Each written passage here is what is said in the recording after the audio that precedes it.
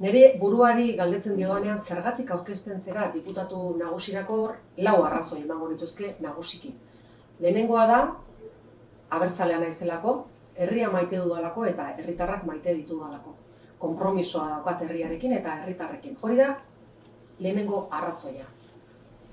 Bigarren arrazoia mahai gainean jarriko nukena, Gipuzkoako Foru Aldundiko kide gisa, proiektu sendoa daukagu, azkeneko urteetan sekulako berrikuntza politikoa egin dugu, gainontzeko erakundeetan egin ez dena, eta Gipuzkoako Foru Aldundiko kide gisa bide hori sendotu eta sakondu nahi nuke etorkizunean.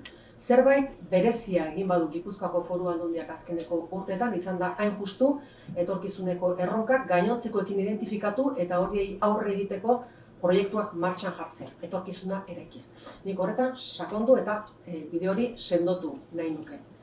Hirugarren arrazoi bat ere, eta ama naizen heinean, eta jakinda etxipena dela nagusi eta Europa mailan jendea etxita dagoela etorkizunari begira, pentsatuz gure seme-alaben etorkizuna geurea baino okerragoa izango dela, ni inkonformista naiz, eta nire seme-alaben gandik eta gainotzekoen gandik hurrengo belaunaldiari etorkizun hobe bat utzi nahi diot, eta horretan lan egin nahi dut. Eta laugarren arrazoi bat ere mahai gainean jarri nahiko nuke. Emakume bezala, emakumea naiz, eta diputatu nagusi izango litzateke lehenengo emakumea, edo izango litzateke lehenengo emakumea, eta hori ere, aldarrikapen hori ere egin nahi dut.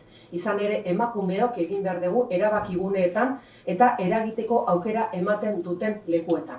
Horiek dira 4 arrazoi nagusiak, bultzatu nautenak diputatu nagusirako hautagai izatera.